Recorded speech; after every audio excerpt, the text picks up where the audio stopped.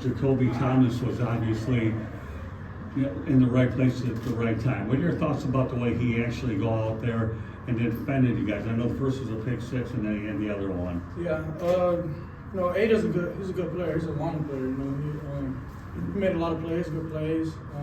But his ability of to play didn't affect anything that had going on. But he's a great player. You know what I mean? We had a couple third downs late in the game where he just stretched out to make a couple plays. So he's a great player. But we just got to fix what we had to do offensively to play better. And a follow-up question: what's your thoughts about the way the Miami defense played overall? Yeah, I feel like it's a good defense. They play really good. Held us to 7 points, which is not usual. And pat on the back to those guys. They did a great job. CJ, you guys didn't cross midfield for the first 3 quarters. What was kind of going on that kind of led the inconsistent play on offense? Yeah, we was killing ourselves. Penalties, just not on the same page. Throwing interceptions, of course. We were just us killing ourselves. We just had to play better offensively. Just period.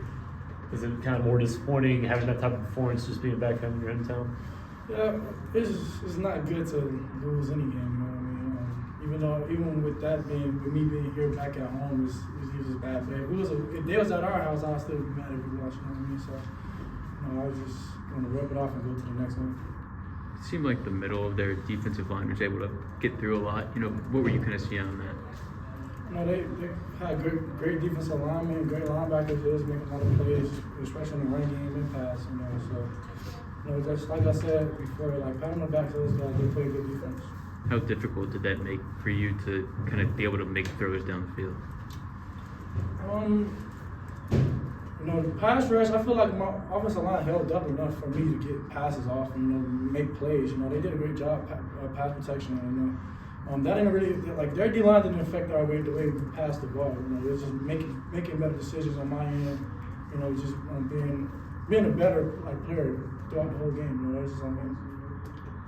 What player on that defense stood out to you the most that really became a nuisance for you all night? I already mentioned the one player, but were there any other ones that became a problematic thing you had to pay more attention to?